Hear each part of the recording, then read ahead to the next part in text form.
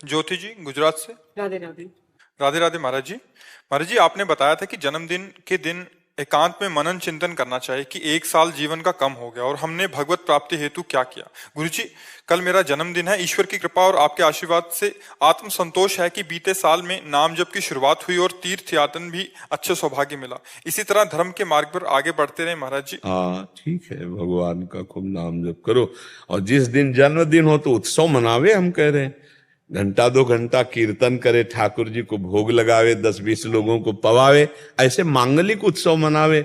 जन्मदिन सफल ये है कि जिस दिन आपका जन्मदिन हो और आपके पास यदि 10-5 हजार रुपये आपके पास है कि हम लगा सकते हैं, तो चले जाओ, ऐसी जगह चले जाओ जहां वयोवृद्ध आश्रम है, बूढ़े माता पिता सबके रहते हैं, वहां जाके उनको कपड़े दे दो, उनको अच्छे अच्छे भोजन दे दो, या अस्पताल चले जाओ, ऐसे मरीज की सेवा में कुछ पैसा लगा दो जिसके जीवन के सुख के काम में आ जाए, दवा के काम में आ जाए। ये खूब कीर्तन करो, 10-5 लोगों को भोजन पवाओ। ऐसे तो उत्सव मनाना हमें लगता है अच्छा, लेकिन जन्मदिन है, हैप्पी बर्थडे और शराब के गिलास लड़ रहे हैं तो हमें लगता है कि पूरा जीवन ही बर्बाद हो जाएगा। एक साल तो बर्बाद ही होगा। भगवान का नाम जब कर रहे, भगवान नाम कीर्तन हो रहा है, 2-4 संत महात्माओं को भोजन पवा दिया या अपने मित्रों को बुलाकर भोजन पवित्र पवा दिया, तो ये बढ़िया उत्सव, ऐसे मनाना भी चाहिए उत्सव। 24 घंटे नाम कीर्तन रख ले, भगवान की कथा वार्ता रख ले, ये तो बढ़िया है। लेकिन हमको ये थोड़ा कम अच्छा लगता है कि पार्टी हो रही, शराब पी रहे, जीवों की हत्या करके मांस खा रहे, बोले आज हैप्पी बर्थडे। हैप्पी क्या, तुम्हारे हैप्पी में दसियों के गले कट गए, वो हैप्पी थोड़ी है। अच्छा, मदिरा पीना ये महत पाप है, हमारे शास्त्रों में इसका बड़ा निषेध किया गया है। तो कभी कोई ऐसी हैप्पी ना मनाए बर्थडे कि जिसमें शराब परोसी जाए, मांस परोसा जाए, गंदे लोग आकर खावें, ऐसा नहीं। नाम कीर्तन करो, अच्छे अच्छे पदार्थ बनाओ, सात्विक, भगवान को भोग लगाओ, और ऐसे लोगों को पवाओ जिनको नहीं मिलता है। ऐसा बहुत से ऐसे लोग फुटपाथ में बैठे रहते हैं, जा जाकर उनको सुंदर भोजन पवा दो। उस दिन सुंदर वस्त्र 2 को भी पवा दिया, 2 के वस्त्र पहना दिए, तो तुम्हारा हैप्पी बर्थडे बन गया। महाराज जी, एक सज्जन आए थे हमारे पास उधर, उन्होंने उधर गौशाला खोली है शायद हरियाणा दिल्ली साइड के, तो 750 गौ वहाँ। तो उन्होंने एक ऐसा किया था कि 56 भोग रखा है गऊ के लिए, जिनका भी जन्मदिन है उनके आसपास उन्होंने ऐसी पहल किया है कि आपका अगर जन्मदिन है तो यहाँ आके गऊ के बीच में मनाइए। उन्होंने अलग अलग पेड़े बनाए हैं उनके लिए, दाल की वो, फिर और बहुत अच्छा चारा, अलग अलग 56 प्रकार की डलियां हैं। नहीं, बढ़िया है, ऐसा करना चाहिए, करना चाहिए। गौ सेवा, संत सेवा, अतिथि सेवा, अनाथ सेवा, सब रूपों में भगवान है, बहुत सेवा के अवसर है, ऐसा करना चाहिए। हमें लगता है सबको अपनी कमाई से 1-2 रुपया महीने में, जो जिसको जितना लाभ मिलता हो। पहले गांवों में भी एक गोलक रखी जाती थी मिट्टी की, और गरीब किसान आदमी ना, वो उसमें चंद रुपए जो भी उससे बचते, फिर वो सोचा जाता था कि किस आश्रम में पहुंचाया जाए, कहाँ पहुंचाया जाए, वो साध सेवा। हमें लगता है सबको ऐसा करना चाहिए, 2-4-10 रुपए डाल देना चाहिए, और वो जब एकत्रित हो जाए तो गौ सेवा में है, ऐसे अनाथ भगवान की सेवा में, ऐसे सेवा में लगाने से बड़ा लाभ मिलता है, शांति मिलती। हम अभी एक डॉक्टर मंडली जो फ्री ब्रजमंडल में जा जाकर सेवा करते, उनको बता रहे थे कि एक दिन आप सुंदर भोजन बना के खुद पाओ, और एक दिन वो अपनी थाल का भोजन किसी भूखे को पवा दो, फिर देखो आपको कैसा लगता है। जिस दिन आप दूसरे को पवाओगे, जो शीतलता मिलेगी वो अच्छा भोजन पाने पे नहीं मिलेगी, जो दूसरे को पवाने से मिलेगी। तो कभी कभी ऐसा भी करना चाहिए, किसी का पेट भर देना चाहिए। अपनी भूख है ना, उसको हम सह लेंगे, उसको छोड़, दूसरे की भूख को हम, तो ये अब आज ऐसा हो रहा है कि दूसरे की थाली छीन कर हम खाना चाहते हैं, दूसरे के सुख को मिटाना चाहते हैं, इसीलिए दुख ही दुख प्राप्त हो रहा है। बढ़िया है, ऐसे बर्थडे मनाओ। अजीत कुमार जी। राधे राधे महाराज जी। महाराज जी, हम ईश्वर के साथ गहरा संबंध विकसित करने के लिए क्या कर सकते हैं और अपने जीवन में ईश्वर की उपस्थिति का कैसे अनुभव कर सकते हैं? सबसे पहला, भगवान की आज्ञा का पालन करना। भगवान स्पष्ट आज्ञा करते हैं, अनन्य चेता सततम यो माम स्मरति नित्यशः तस्याहम सुलभा पार्थ नित्य युक्त योगिना। जो मेरा अनन्य चिंतन करता है, अनन्य चेता सततम यो माम स्मरति नित्यशः तस्याहम सुलभा पार्थ, जो हमारा भगवान का संबंध है वो जागृत हो जाएगा। भगवान उसके मानस पटल पर झलकने लगेंगे, उसको ये अनुभूति होने लगेगी कि भगवान मेरे हृदय में है, वो अनुभव करने लगेगा। पर शर्त है अनन्य चेता सततम यो माम स्मरति नित्य सा, नित्य निरंतर सतत भगवान का भजन, वो बड़ा कठिन हो रहा है। नित्य निरंतर सतत शरीर का स्मरण हो रहा है, नित्य निरंतर सतत भोगों का स्मरण हो रहा है, नित्य निरंतर सतत शरीर संबंधियों का चिंतन हो रहा है। कैसे भगवान की अनुभूति हो, कैसे भगवान हम में हैं, हम भगवान के हैं, ये कैसे अनुभूति हो? तो इसके लिए मानव जीवन मिला कि हम निरंतर साधन कर सके। तो अब जिन्होंने यौवन अवस्था बाल्यावस्था से अभ्यास किया तो वृद्धावस्था में इस बात को समझ सकते हैं, अन्यथा नहीं समझ सकते, क्योंकि भोगों में जितनी बुद्धि लगाई गई वो सब भ्रष्ट हो गई।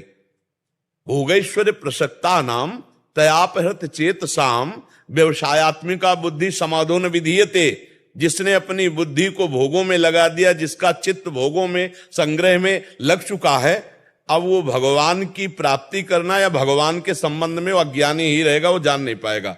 अगर वो भोगों का त्याग किसी महात्मा के संग से कर पावे तो बुद्धि फिर उसकी भगवान में लग जाए। अब ज्यादा समय रह नहीं गया, बहुत आयु तो निकल गई व्यर्थ के कार्यों में, अब नाम जब पकड़ लो तो बात बन जाए। क्योंकि स्थिति कुछ नहीं, हम कह रहे हैं राधा और अभी प्राण निकल जाएंगे तो भगवान की प्राप्ति हो जाएगी। हम कह रहे हैं राम, हम कह रहे हैं कृष्ण और अभी प्राण निकल गए तो भगवान की प्राप्ति हो जाएगी। जैसे अजामिल अपने पुत्र के बहाने से जब नारायण नाम लिया तो भगवान की प्राप्ति हो गई। तो हमें इस समय एक ही उपाय समझ में आ रहा है कि हम खूब नाम जप करें, और ये युग धर्म के अनुसार भी उपाय है।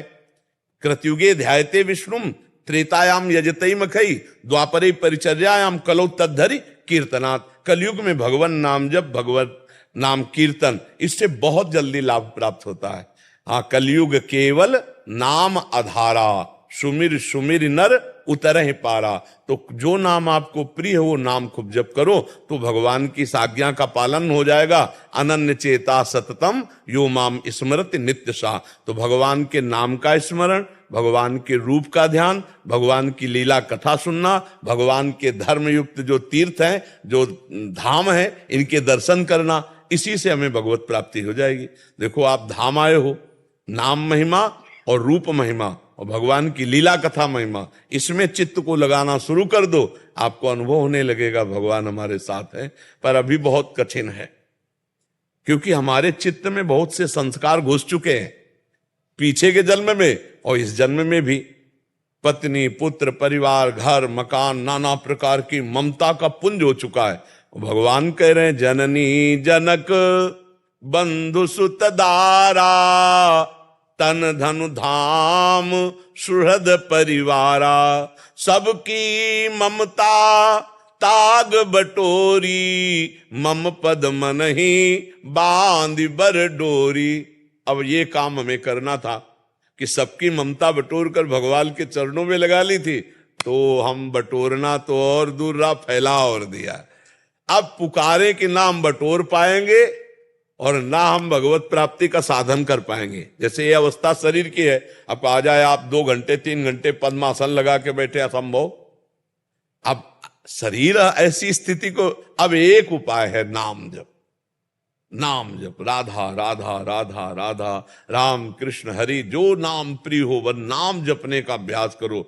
नाम जी है जपि जागे जोगी, राम नाम मणिदीप धर जी है देहरी द्वार, तुलसी भीतर और बाहरो जो चाह सुजियार। हृदय में और बाहर लोक में भी अगर आनंद प्राप्त करना चाहते हो तो जिह्वा पे नाम जपना शुरू कर दो, नाम जप से परम लाभ प्राप्त हो जाएगा।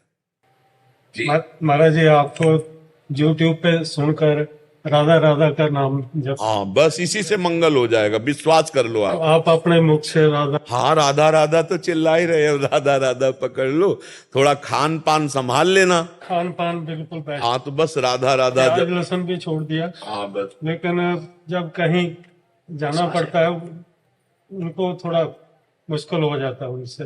हाँ, जाने आने में मुश्किल हो जाता है, लेकिन एक जगह और जाना है, जहां से लौटना नहीं है, तो उस मुश्किल को तो संभालो, नाम जब न छूटने पावे, बस ये ध्यान रखना। यहां से जाना भैया कुछ पास लेके ले जाला, बड़ा खतरनाक देश है ये, मृत्यु लोग बड़ा खतरनाक है। कितना प्यार किया, पत्नी पुत्र परिवार, कोई साथ नहीं जाएगा और कभी नहीं मिल पाओगे एक बार बिछुड़ने के बाद। वो तुमसे कभी नहीं, तुम उनसे कैसा धोखा है यार। करोड़ों अरबों बैंक में जमा कर लो, दोबारा लौट के हिसाब ले आओगे, 25 पैसा तुम्हारे साथ ले जाएंगे। बस यही माया भगवान की अगर ये बात समझ में आ जाए तो हम पाप कर्म ना करें, राधा राधा राधा राधा, दूसरों का हित करें, दूसरों का मंगल करें, तो जीवन में ये कमाई लेके हम चले जाएंगे। यहां से और कोई कमाई नहीं जाती, या तो पाप कर्म, या तो पुण्य कर्म, या भजन, तीन में से कोई एक। अगर पाप पुण्य कर्म हुआ तो फिर आना पड़ेगा, भजन कर ले गए तो भगवान की प्राप्ति हो जाएगी। प्रियंका जी दिल्ली से। गुरुदेव आपके चरणों में कोटि कोटि दंडवत प्रणाम। महाराज जी, आस्तिकता की आधारशिलाओं में श्री राधा बाबा ने लिखा है कि पागल कुत्ते के काटने पर तुरंत विष का असर नहीं होता, पर कुछ समय के बाद विष का असर होता है। इसी प्रकार संत की दृष्टि पड़ने पर मानव मात्र का कल्याण निश्चित है, चाहे समय जो भी लगे। महाराज जी इस पर प्रकाश दीजिएगा। देवर्षि नारद जी ने भक्ति सूत्र में कहा मात संगस्तु दुर्लभो, फिर कहा अगम्यो, फिर कहा अमोघस्य। संत महापुरुषों का मिलना दुर्लभ है, भगवान की कृपा से संतों से मिलन होता है। अब मैं भाव भरोस हनुमंता, बिनु हरि कृपा मिले नहीं संता। तो संत मिल गए, पर लिखा है अगम्यो, उनका निर्वाह करना बड़ा कठिन है।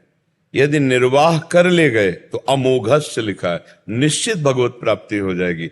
निर्वाह करना, उनकी आज्ञा का पालन करना बड़ा कठिन है। प्रवचन सुन लेना, प्रवचन कर लेना, ये बहुत सरल है, लेकिन आचरण में उतारना बड़ा कठिन है। सामने कोई अधर्म युक्त भोग उपस्थित है और आपका मन न ललचाए, ये बहुत कठिन बात है। सामने रुपया की गड्डी आ रही, कोई पापी पुरुष, अधर्मी पुरुष दे रहा है, आप उसको ना लें, ये बहुत कठिन बात है। उपदेश करना बहुत सरल है, आचरण में उतारना बड़ा कठिन है। तो संत महापुरुषों की आज्ञा ही सबसे बड़ी सेवा है। आज्ञा समन साहिब सेवा, उनकी आज्ञा पे चलना बड़ा कठिन है। अच्छा, अब चलने लगे उनकी आज्ञा पे, अब आपको 4 लोग ऐसे मिलेंगे कि उन्हीं पे अश्रद्धा करा दें, तो अगम्यो, निर्वाह कर। तीसरी बात, उनके कुछ ऐसे व्यवहार होते हैं जो अलौकिक होते हैं, जिनको हम नहीं समझ पाते हैं, तो हम मानसिक बुद्धि से देखकर उनमें अश्रद्धा भी कर सकते हैं। जैसे बीच सत्संग में रामकृष्ण परमहंस जी कभी कभी पकोड़ा मांग लेते, कभी ऐसे। वो अनासक्त महापुरुष हैं, बालवत चेष्टाएं हो रही। तो देवर्षि नारद जी ने लिखा है अगम्यो, निर्वाह करना बड़ा कठिन है, पर यदि निर्वाह कर ले गए तो अमोघस्य, निश्चित भगवत प्राप्ति हो जाएगी। तो दृष्टि प्राप्त होने का मतलब, जैसे हम देख रहे हैं इसे नहीं कहते, संतों की एक आंतरिक दृष्टि होती है। वो दृष्टि जिसपे लग गई, संकल्प बन गया कि आप तेरा तो उद्धार होना ही होना है, अब वो नहीं बच सकता, चाहे जहां भाग के चला जाए। अब वो उनकी दृष्टि उनके पीछे पड़ी रहेगी, और वो कभी गलत करने के सोचेगा तो जला देगी वो दृष्टि, और वो कांपने लगेगा, ना बाबा हम गलत नहीं करेंगे। तो वहां विनोद में कह रहे कि जैसे पागल कुत्ते की दृष्टि पड़ गई तो हजारों को छोड़ के काटेगा उसी पे जिसपे उसका निशाना सध गया, और जिसको काट लिया तो जब बादल गरजते हैं वर्षा आदि का संयुक्त, तो उसके अंदर वो ज्यादा विष चढ़ता है। ऐसे ही संतों की दृष्टि पड़ गई, और जब सत्संग मिला, शास्त्र स्वाध्याय हुआ, तो उसका धीरे धीरे रंग चढ़ा। तो आप सरिस चाहे सब पीना, फिर आप भी संत हो जाएंगे। भेष से ना सही, पर आपका आचरण संत हो जाएगा, आप भी भगवत प्राप्त हो जाएंगे। तो जो संतों का कथन है, मतलब जिसके पीछे लग गए। अब संत किसके पीछे लगते हैं? जो उनकी आज्ञा का पालन करता है, सेवा में हर कष्ट सहते हुए उनकी आज्ञा के पालन में। यही सेवा। सेवा का मतलब हाथ पैर दबा देना, कपड़ा लत्ता धो देना, ये सब एक अंग है। संपूर्ण सेवा उनकी आज्ञा का पालन है। पास में रहता हो और आज्ञा पालन न करता हो, लाभ नहीं मिलेगा। दूर रहता है, आज्ञा पालन कर रहा है, उसको लाभ मिल जाएगा। कभी कभी कहा नहीं जाता दीपक तले अंधेरा। तो अधिक प्रियता के कारण वो उनकी अवहेलना कर देते हैं, आज्ञा उल्लंघन तो नहीं लाभ ले पाते। या बाहरी सांसारिक लाभ, संत के पास सेव संतरा रुपया पैसा खान पान सामग्री आ रही तो उसका लाभ, तो वो आंतरिक लाभ नहीं ले पाएंगे। बहुत चीजें हैं, यदि हम केवल लक्ष्य रखें इनसे हमें भगवत प्राप्ति करना है और ये जो बोले वही मैं करूंगा, बस अब उनकी दृष्टि घसीट लोगे आप। दृष्टि घसीटना, अपनापन हो जाना कि अब तो तुम्हारा कल्याण पक्का है, पक्का निश्चय अब तुम्हारा कल्याण है, अब हम कल्याण करके छोड़ेंगे। अब ये जिद्दी स्वभाव संतों का उस जीव का कल्याण कर देगा, उनके पीछे पड़ जाएंगे। तभी किसी किसी को ऐसा लगने लगता है कि हम में कुछ है तभी तो हमारी तरफ इनका ज्यादा प्यार है। संतों का जैसे होता ना, नहीं नहीं, उनका कुछ देख के नहीं, उनका मन हो गया है भगवान से प्रेरित होकर तुम्हारा कल्याण कराने की। तो ऐसा बात बाबा ने उसमें लिखा है कि वो पीछे पड़ जाते हैं और उनका कल्याण करके ही छोड़ते हैं। ये संतों का एक स्वभाव होता है, ये संतों में एक प्रभाव होता है, पर उसका निर्वाह कर पाना बड़ा कठिन है। एक बार देवर्षि नारद जी एक देखा बहुत बूढ़ा दुकान में बैठा है और इधर उधर की बातें बक रहा है। नारद जी नजदीक गए और उनका कहा कि भजन कर, मृत्यु नजदीक आ रही है, यही बस लड़कों को उपदेश कर रहा कैसे बेईमानी की जाए, कैसे धन कमाया जाए। अरे पूरी जिंदगी हो गई, अब बुढ़ापा तो संभाल ले भजन का। डांट के भगा दिया नारद जी को कि हमें तुम्हारे उपदेश की जरूरत। जो मोह में रत है ना, ममता रत सन ज्ञान कहानी और अति लोभी सन विरति बखानी। जो ममता में रत है उनको ज्ञान की बातें अच्छी नहीं लगती, जो लोभी है ना उनको वैराग्य की बातें अच्छी नहीं लगती, जो कामी पुरुष है ना उनको भगवान की चर्चा अच्छी नहीं लगती। ऐसे ही उसको अच्छा नहीं लगा। नारद जी ने कहा तुम हमको भगाया है और हम तुमको भगाएंगे और तुम्हें भगवत प्राप्ति करा के छोड़ेंगे। देखो संतों का स्वभाव। अब उस समय गंगा जैसे नजदीक है या कोई भी नदी नजदीक है तो प्राय लोग नदियों में स्नान करने जाते थे, थोड़ी धार्मिकता तो रहती ही थी। तो सुबह सुबह स्नान के लिए निकला, नारद जी वापस उसी का रूप रख करके आ गए। तो बेटों ने कहा कि अभी तो आप स्नान करने गए थे। बोले स्नान करने गए, मैंने देखा मेरे ही जैसा एक आदमी, तो मैंने सोचा तुम लोगों को बता दूं कि वो आदमी यहां आने ना पावे और कहीं वो हमारे जैसा बिल्कुल रूप रखे हुए वो बहुरूपिया कहीं हमारी संपत्ति ना हड़प ले, इसलिए मैं वापस आ गया हूं। अब आज तो गंगा नहाने नहीं जाऊंगा, कल जाऊंगा। अब वो नहा धो के घर में जो आए तो लड़के पहले से ही खड़े थे। बोले बहुरूपिया तुझे घुसले ले। उनका तो दिमाग खराब है, हम तुम्हारे बाप। बोले बाप हमारे अंदर बैठे, तुम हमारे बाप नहीं हो। और धक्का लगा के बाप, वो लाख कह रहा है कि कसम खा रहा है बाप। अरे बोले हमारे पिता घरे बैठे, दृष्टांत में उदाहरण में दिया। अब वो बाहर रोते हुए खड़ा। देवर्षि नारद जी जो पिता बने हुए थे वो बाहर निकल करके आए। बोले तेरा यहां कुछ नहीं है, अब समझना दे तो पिट जाएगा, तू जा बाहर। तो उनका आखिरकार हो कौन आप? तब देवर्षि नारद जी अपने रूप में हुए। बोले समझे, माया के एक नाटक में तुम्हें घर से बाहर निकाल करके अभी और कभी जिंदगी में घुसने नहीं देते। अब मान ले भजन कर ले, तेरा कोई नहीं है संसार में, अभी कुछ दिनों में शरीर छूट जाएगा, अब हरि भजन कर ले। उसके दिमाग में समझ में आ गया कि ये संसार का राग, संसार का मोह झूठा, और वो भजन में लग के भगवान को प्राप्त हो गया। बुढ़ापा उसका संभल गया। संत जिन पर कृपा करते हैं तो प्रतिकूलता का दर्शन कराकर, संसार के राग का नाश करके भगवान की प्राप्ति का। अब वो कैसे प्रतिकूलता का नाश होगा? कई तरह से होता है। एक शराबी आदमी देखा, एक मस्त संत जा रहे थे। संत तो भगवान के चिंतन में मस्त होते हैं। ए बाबा जी, आज तक तुम्हें ऐसा आनंद नहीं आया होगा, आओ हमारे साथ। तो नजदीक गए, वो भी बड़े कौतुकी। उन्होंने कहा तुम्हारे हम भाग्य की रेखा पढ़ रहे हैं बेटा, 7 दिन के अंदर मर जाएगा तू। और वो संत पर इतना विश्वास था, साधु महात्मा सत्य बोलते हैं और चमत्कारी होते हैं कि मतलब रेखा आदि तो पढ़ ही लेते हैं। हाथ जोड़ा, महाराज 7 दिन में मर जाएंगे। बोले पक्का। सारा नशा उतरने लगा शराब का उसका।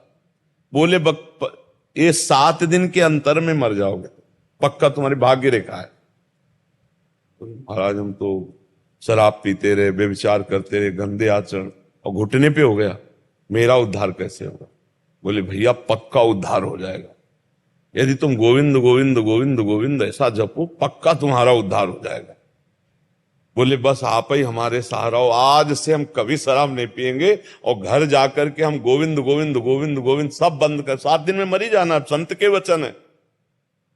1 दिन 2 दिन 3 दिन भोजन छोड़ दिया, गोविंद गोविंद गोविंद गोविंद गोविंद गोविंद, हरे मुरारे गोविंद गोविंद मुकुंद कृष्ण गोविंद गोविंद रथांग पाणे गोविंद दामोदर माधवेती गोविंद गोविंद, रट लगा। क्योंकि अब पता चला ना, जब 7वां दिन आया तो बस वो सोच रहा था अभी मरे अभी मरे, क्योंकि 7 उतने में वो महात्मा गए, जो देखा स्वामी जी, और चरणों में गिरा। 7 दिन हो गए गोविंद गोविंद जपते हुए, आज हमारा आखिरी जन्म, भले आ गए हो, अब आपके सामने प्राण निकले, आप ऐसा आशीर्वाद दो कि अब हमारा दोबारा संसार में जन्म ना हो। 7 दिन भजन कर रहा है ना, और उसको बहुत एकदम चरणों में गिरे। बोले बेटा सही बताए, तुम अमर हो गए, तुम मरोगे नहीं। मरना तो 7 ही दिन में, इतवार से सोमवार के बीच में दिन ही आएंगे, हमारी मिथ्या वचन नहीं, 7 दिन के अंदर ही मरोगे, लेकिन अब तुम मरोगे नहीं, क्योंकि तुम भगवान के नाम में डूब गए। अब पूरा जीवन जितनी श्वासें इसी नाम को जपना, तुम्हें भगवत प्राप्ति हो जाएगी। तो साधु महात्मा कुछ ऐसे कौतुकी होते हैं कि जिसके पीछे लगे उसका कल्याण करके ही छोड़ते हैं, और अगर उनके वचनों पे विश्वास हो जाए तो पक्का भगवत प्राप्ति हो जाए, कुछ भी उनके वचनों पे विश्वास हो जाए।